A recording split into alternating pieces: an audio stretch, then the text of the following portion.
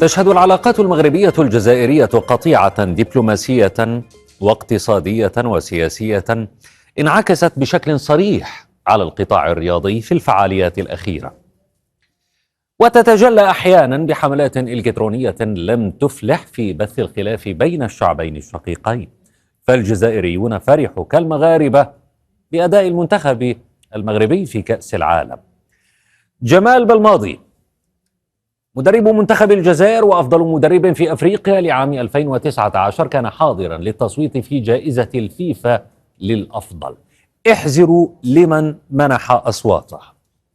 بلماضي اختار في فئة أفضل مدرب وليد الركراكي مدرب المغرب، فضله على ليونيل سكالوني من الأرجنتين وكارلو إنشيلوتي مدرب ريال مدريد.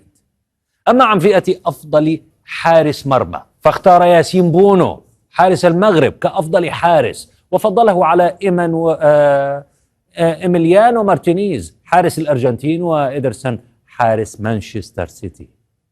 لم ينسى طبعا أبو الصلح فاختاره رقم 2 عن فئة أفضل لاعب بعد كريم بنزيما وقبل لوكا مودريتش لاعب ريال مدريد. بلماضي كان كبيرا، كان نبيلا في تصويته ومحترفا، لم يدخل السياسة في الرياضة، ما جعله محل إعجاب المغاربة وتقديرهم.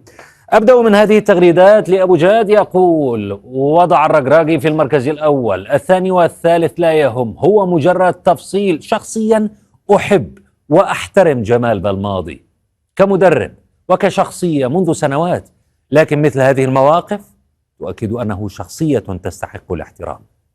ماجدة قالت في تغريدتها: جمال بلماضي مدرب الجزائر بصراحة رجل شهم، أعطى درسا بتقديره لإنجاز المغرب ونجومه في كأس العالم.